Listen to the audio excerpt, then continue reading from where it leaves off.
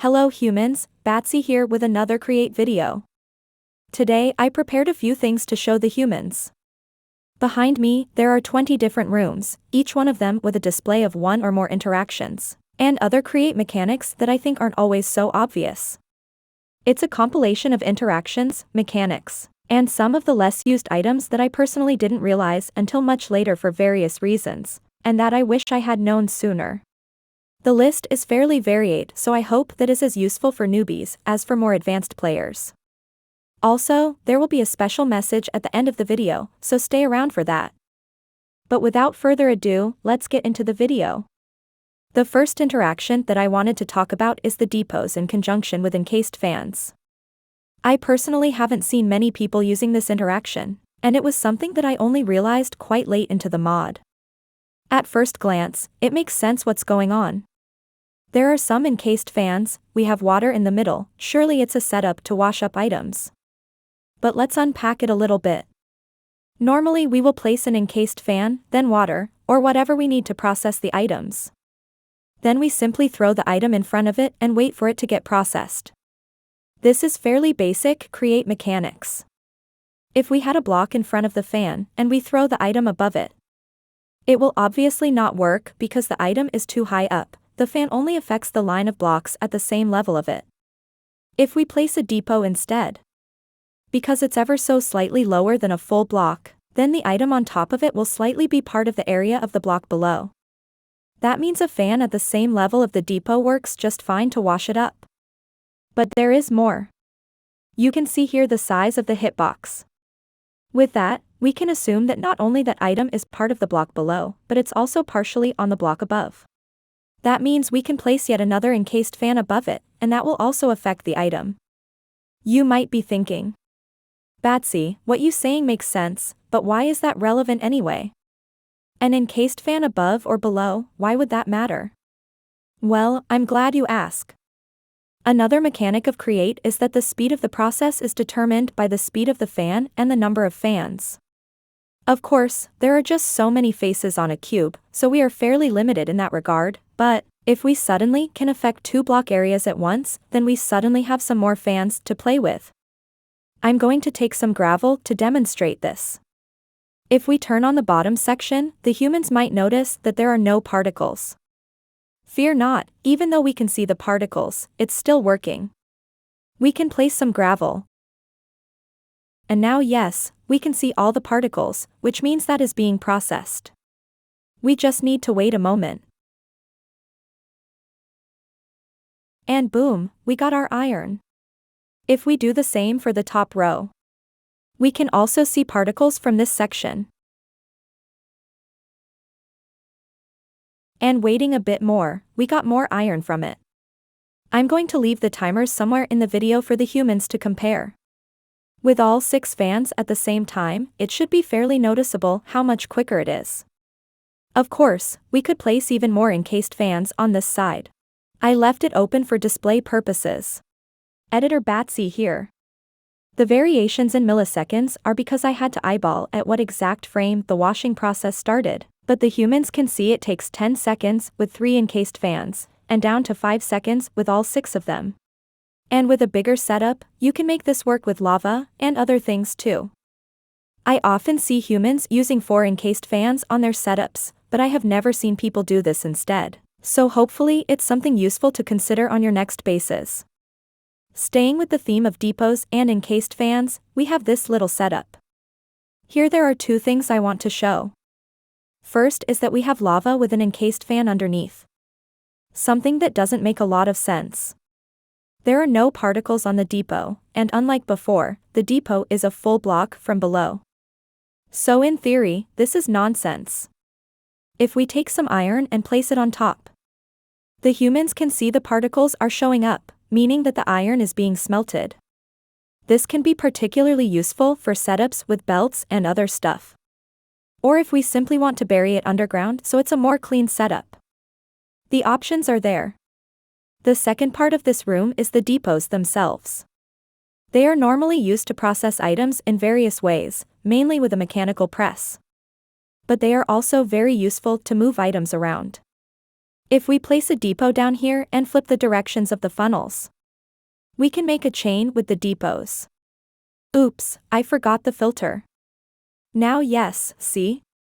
In many cases, simply using chutes or belts is better, but when working with very narrow spaces, this is something to consider. Next, we have the fluids, something that embarrassingly took me way too long to realize it was a thing. Down here we have a cobble generator.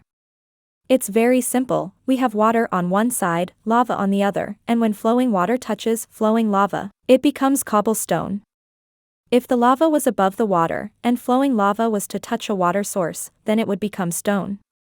That's all nice and simple for vanilla. The problem I had with the Create mod is that normally, we tend to play with 𝐋𝐢𝐬 or REI. If we take a peek here, yes, we can make 𝐋𝐢𝐬 from 𝐋𝐢𝐧𝐤𝐬. It shows that we can also mine it. That's all useful. But it doesn't show the fluid mechanics. Here we have the usual water to generate cobblestone, but we also got this, a source of honey fluid, which will generate limestone. It just needs lava, just like the cobblestone. Here we have a source of chocolate, which can be made by mixing sugar, cocoa beans, and milk on top of a lit blaze burner. Combined with lava, this will be generating 𝐋𝐢𝐬, which is a whole lot better than doing it from 𝐋𝐢𝐧𝐤𝐬. It seems fairly obvious once you know it, but I will bet that many humans also didn't know about this interaction, just like it took me ages to find out. It makes to show that 𝐋𝐢𝐬 is an amazing tool, but it doesn't always show everything about the rest of the mods. Something for those who are still playing in older versions of Create. This is a very known water wheel setup. In versions before 5.1, the way they used to work is by how much flowing water was touching how many sides of the water wheel. This setup uses 𝐋𝐳𝐬𝐴 to transform source blocks into water flowing upwards. This way the water flows on all 4 sides of it. That's all nice and dandy if you plan on having 10 water wheels in a row. For smaller setups, there is the option of making it horizontally. All it takes is to place a water source on top, and it will flow along all the sides of the water wheel, reaching the same amount of power. Of course, this only works for one water wheel, but it's good to consider if you only need a little bit of rotational power, maybe for a crop farm. It might sound ridiculous why this took me so long to realize, but the explanation is simple. I always thought that the flowing water from the 𝐋𝐳𝐴 was at a higher speed than the rest, or something like that. I thought it wasn't just touching the sides, but how fast the water was flowing, which makes no sense now that I think about it. Also, I always used a lot more than one water wheel, so doing them horizontally was never an option. Here is something I saw recently. I'm not sure if this is new about 5.1, or it's been always here and I never saw it. The humans might notice that some of those mechanical crafters seem to be connected together. Not just the arrows, but the blocks themselves look fused together. If we take a look from the back, we can see there are those icons that appear on all the connections. It also happens from the side, but from the front, it doesn't show anything. That's my theory of why I never realized this was here, but could very well be something new from 5.1.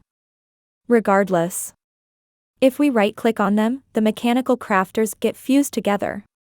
We can see from the front, all textures look connected. Now why is that any useful? Well, a single hopper at the back is feeding all of those mechanical crafters. We can power this up and check it really quick. The humans can see how it slowly spreads the items among all the connected crafters. I mean, sure, it works as fast as a hopper, but works perfectly fine with funnels and other things. Can place a funnel on the side, or maybe a chute above. Barely a couple of weeks ago that I realized this, but I'm 100% going to use it in the future. Next, we have some basins. In this setup, we're going to use basins to compact items. More specifically, we're going to craft iron from nuggets. This is fairly self-explanatory. We grab this iron ingot, and we use it as the recipe for the basin. Then we take a bunch of ingots and place them on the barrel. This mechanical press will be crafting ingots so long as we feed it nuggets. Something that some humans might not know, but it's obvious if you think about it, of course. We can place a filter with more than one recipe on it. We place it here and done. All we need now is to feed it with adequate materials, and it will craft anything from that list. But the interaction doesn't end there. You see, a basin will output the resulting items from the recipe we used. If we use a funnel instead, we can specify what item we want to output, in case we don't want to remove all the crafted items. Now, if we take this iron block and place it as the filter, only the iron block will go forward, the ingots will stay. That's how we're going to craft from nuggets, all the way to blocks. We just need to get a bunch of nuggets. Put them in place, and we can see how it started to craft the ingots. The humans can notice how they aren't going anywhere. We just need to wait a second for the ingots to be filled. And see, now it's crafting the blocks with it. It seems like once it crafts something, it repeats that craft as long as it has materials and space, but every time it's full it will start making blocks, so it's alright. I have been using this for a long time, but mainly just to convert nuggets into blocks. I'm sure there are probably other interesting uses out there. Next, we have a steam engine. This is something very common for Create players. Eventually, we all need more power than what a couple of windmills can provide. If we power this one up really quick, it suddenly starts producing a lot of power. We aren't here for that though. If the burners aren't fed with any type of fuel, it still generates a little amount of power, 2000 to be specific. If we replace all of these blaze burners with campfires, the humans can see it gives the exact same. Even Soul Campfire provides that amount too. Not only that, but placing a single campfire already provides some power. This won't give us a crazy amount of power, but crafting a campfire is really cheap. This is a very simple solution if you need some quick power, have some copper around, and are too lazy to set up several water wheels or a mid-size windmill. It's also worth noting that the smallest boiler is a 2x2, which still gives 2000 units. And that the campfire doesn't need to be lit up, for some weird reason that still works. Now we have some fun with pipes. Here we have a mess of pipes that we would like to separate. The idea, if I don't fail to do it, it's to simply right-click the pipes with a wrench. That converts them into the glass version, which doesn't mix with the other pipes that are parallel to it. This is a very simple and useful solution to the problem. Of course, the pumps don't mix, but it's not particularly wise to make the entire pipeline with pumps. This is well known, but let me show the humans a few more interactions that make playing with pipes a lot easier. First, we have the metal brackets. We can place those in here because all the pipes are already mixed up, it doesn't work with junctions or curves. If we remove one of them and make the other straight, now we can place the metal bracket. Just like with the glass pipe, this one won't mix with the others that are parallel to it. It's basically the same, but it could be a better solution if the glass one doesn't fit your aesthetic. Simply put as many as we need, and we have a completely isolated lane. Something a lot more useful than simply an improvement on aesthetics is the copper casing. We can use it to cover the pipes as usual, but that has a peculiar mechanic to it. If we place this on a corner, it will become a block as you would expect. But look how none of the new faces has holes in it. We can place adjacent pipes to it, and the humans can see how the curves didn't mix together. So far we fixed straight lines, but with this, we can also prevent curves from getting mixed. The humans can notice how the holes remain with the shape of the pipe before we used the casing. We can do something like this to have two separate curves, or it could even work for a T-junction. Of course, we can do the same on this side. By placing a copper casing on the first little curve, and now we can simply fill up the rest without fear of them getting mixed up.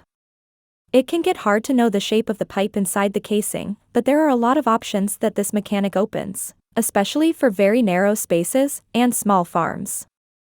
The next room might be one of the most obvious ones, but that I think is always good to remind the humans. It's easy, especially if the humans just started with Create, to use Create for everything and forget as much as ignore that there are some vanilla things that can be useful. It's obvious that Create does interact with vanilla, but it's very easy to focus on Create and forget that fact. For that, I'm going to use the example of the hoppers, because I think they have a peculiar interaction with belts. This is a fairly simple setup that could be used to burn the overflow of a crop farm. We can see how the hoppers, even though they don't drop items, they do place their contents on the belts. Not only when placing the hopper above it, but we can also place it on the side, and that will still work fine. This opens up some more options when setting up farms, especially when working with compact ones. The belt doesn't need to have casings attached to it, I just thought was better looking. But the humans can see how it's working just fine. Of course, we can also take out items from the belts to deposit on a chest, or something else. For the height we're working on right now, this makes it more compact and better looking than if we used a chute on a much higher belt. Also, I think the textures of the hoppers fits quite well with Create. Editor Batsy here, I just now realized that the recording doesn't have audio, because the other day I was tweaking around the channels, and clearly I forgot to reactivate something. Guess I will have to find some music or something to fill up the void. The next room is something incredibly simple that really surprised me that I never realized it existed. And that's the builder's tee. You see, when playing with several mods, it's quite common for 𝐋𝐢𝐬𝐬 to get completely filled with all kinds of blocks from all kinds of mods. Even when searching for a specific mod like Create, it does show a lot of stuff. Oftentimes you discover things that otherwise you would never find out without 𝐋𝐢𝐬𝐬, but it's also fairly common for less used blocks or items to get lost in a sea of mods. Take this fertilizer for example. Since we already have bone meal in the game, how often does someone randomly discover that there is tree fertilizer in the game and that it has its own neat uses? Some might see it by pure chance, some might never realize it's there. The same happened to me with the builder's tee. I'm fairly sure I scrolled through it on many occasions, but I think because it doesn't display the saturation it gives like the other foods, I likely never gave it a second thought and continued with my life. It doesn't help either that the description is not particularly clear if we are honest. It's produced by mixing milk, water, and leaves of any kind. All of that, on top of a lit blaze burner. It will keep mixing it up, producing all the tea for us.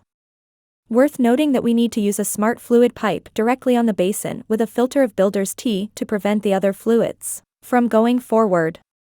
Then we can simply store it in a tank, which I think has a lovely color to it. Or we can place a glass bottle under a spout to create an item that we can actually drink. You might be thinking, this isn't particularly hard to achieve, but it's still a fair amount of setup and copper just to have a bit of tea, which also needs a blaze burner we need to feed. Well, I tell you what isn't good for the saturation that it says it gives. The humans can see the amount of saturation is so tiny, it's not even worth mentioning unless we wanted to reach max saturation while still being full in hunger. But, look what it gives, we got haste one for 3 minutes after drinking it. Sadly, if we drink a second one, it will simply reset the timer. It would have been great to be able to stack a few at the same time. It might not sound like much, especially with the hassle to craft it, but this is haste one, anywhere in the world. You could go mine terracotta without the need of a beacon, or go caving far from home. Will I craft this in my life now that I know it exists? Not because of the haste, no. But I love tea, so maybe I make a tea shop for no real reason. Or somehow it becomes interesting the next time I start a new world before I have massive drills and everything. In the next room, we have some carts. On the left side, we got a vanilla setup. This is used a lot in farms that require us to gather items in a big area. It's mainly used to avoid having 1,000 hoppers. In order to make the cart stop, which is what we're going to look at in this room, we want to power up the rails from far enough so the last block where the cart should stop is still offline. We then simply control the cart with a lever, deciding when we want the farm to run or not. This of course can have many uses both in vanilla and in Create. But Create also has these rails called controller rails. Now here is a small detail about them. If you place them attached to powered rails, it won't transfer their redstone signal to the rest. But it will transfer between controller rails. I'm very used to many vanilla farms and mechanics, so I never realized why could this ever be useful. Especially because the first thought I had with the rails was that we obviously want the cart to come back, so why would we ever want a one direction rail unless we making it for transport and not for a farm? Then the most obvious and simple idea came to me. The problem with vanilla is that a tiny setup doesn't work, because the redstone signal will always reach the end. We can have a track as small as we want, the controller rail will always be independent of the rest. So here we have a much smaller track where we can also control when we want to turn it offline. We just need to face it towards the opposite direction of the wall, and we are good to go.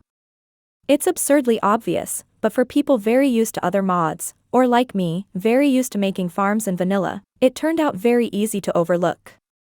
I also took the chance to show how portable interfaces can also work through blocks, which makes the stoping station the perfect spot to also place the output for it.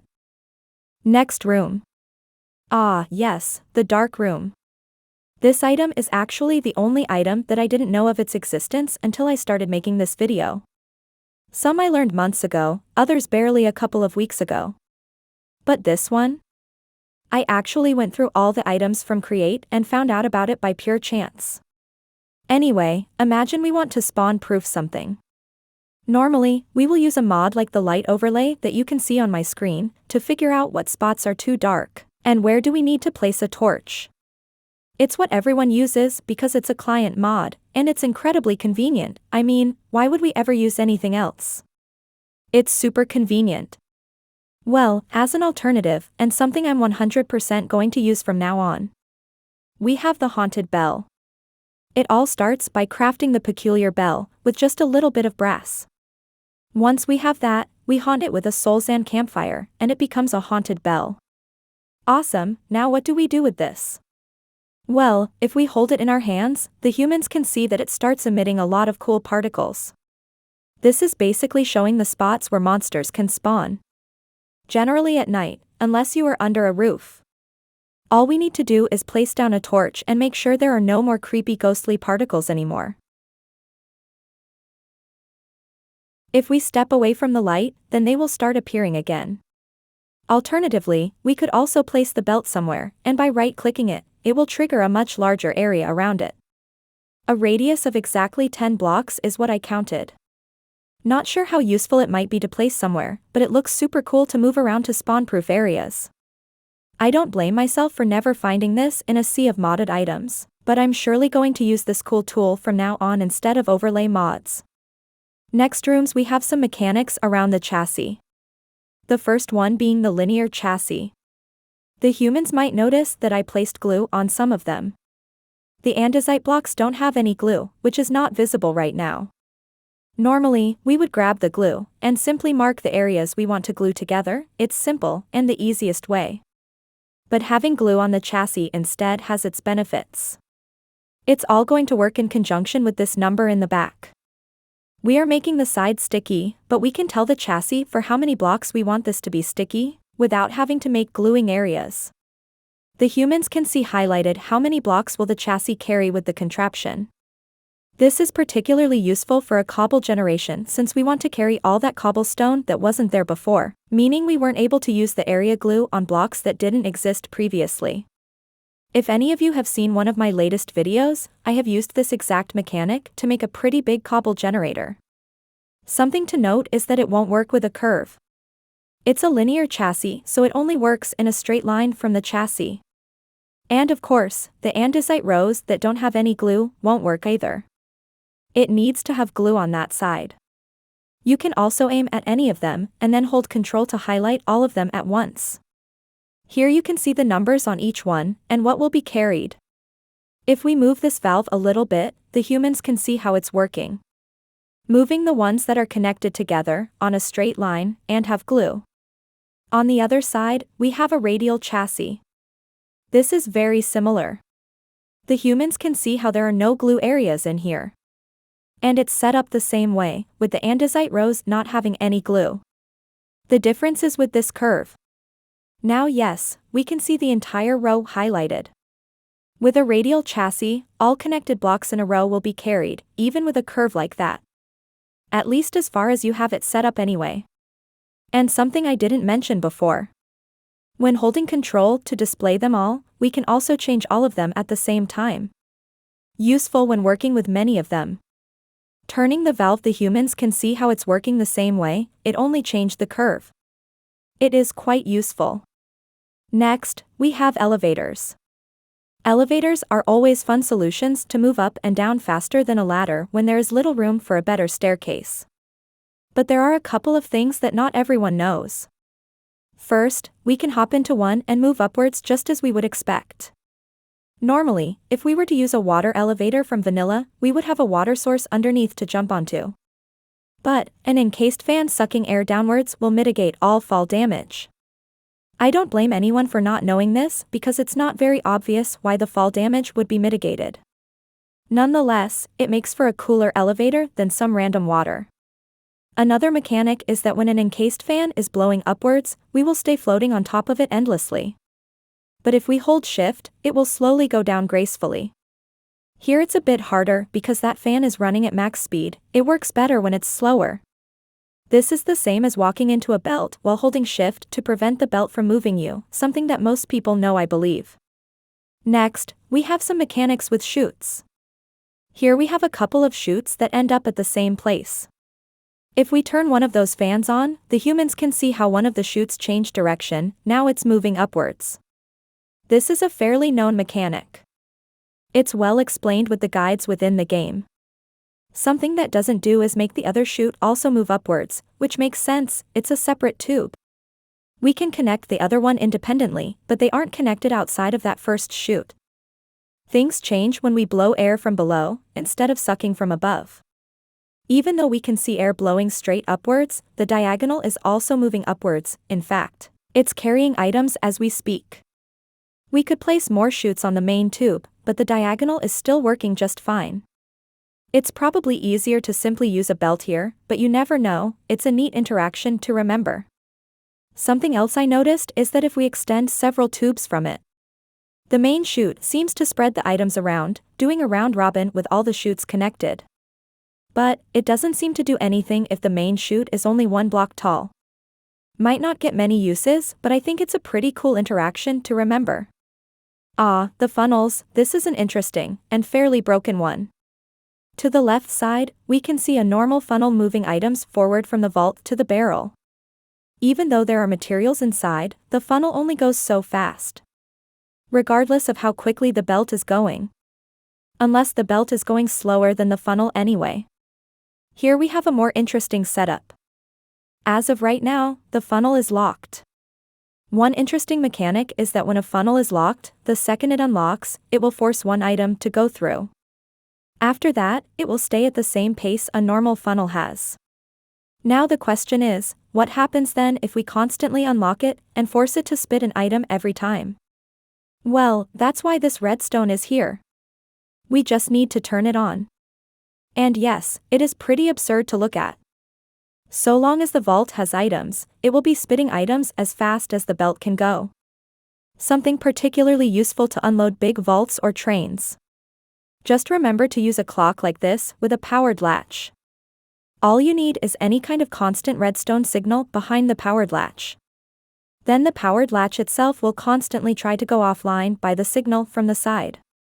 Can be used with links for convenience. Now that we have an unloading system that runs at an insane speed, we need something better to move the items around. This is what this minecart contraption is for. On the right side, we have an input belt. It could be a farm, a train that we are unloading, or anything we want. Which doesn't really need the link, it's only for spitting items, not when grabbing them. On the other side, we do have the output with the link ready to fill up the belt. The idea is to replace belts with this, so we can instantly move items from one portable interface to the next one. Imagine this being the connection from several farms that are 40 blocks away from the main vaults. Now we just flick the lever, and let the madness begin. It looks hilarious, I know. And this can be done as long as we want to. The contraption can be hundreds of blocks long before it causes problems. You can also use filters on the output funnels to determine where you want each item. It's incredibly useful to connect several chests and inventories at once. Oh look, we are almost done. This is something that one of my Patreons, Damdra, told me about maybe a month ago. I was sure they were joking until I tried it myself. We have all seen parrots dancing, but check this out. I mean, do I need to say anything more?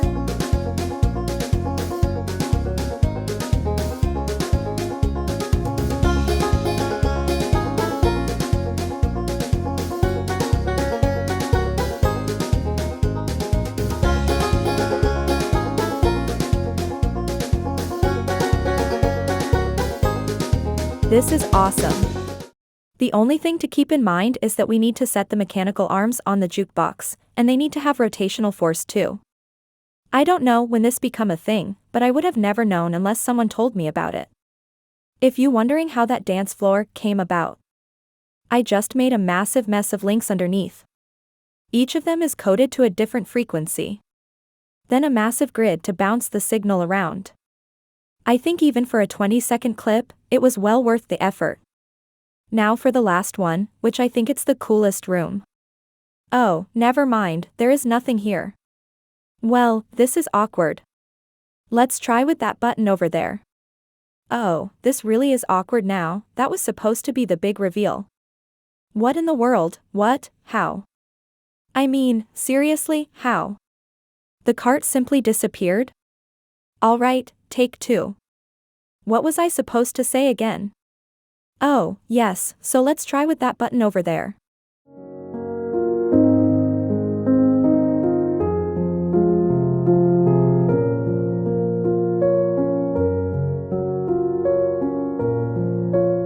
Buckle up, it's story time with Batsy. You see, I have tried making YouTube videos before.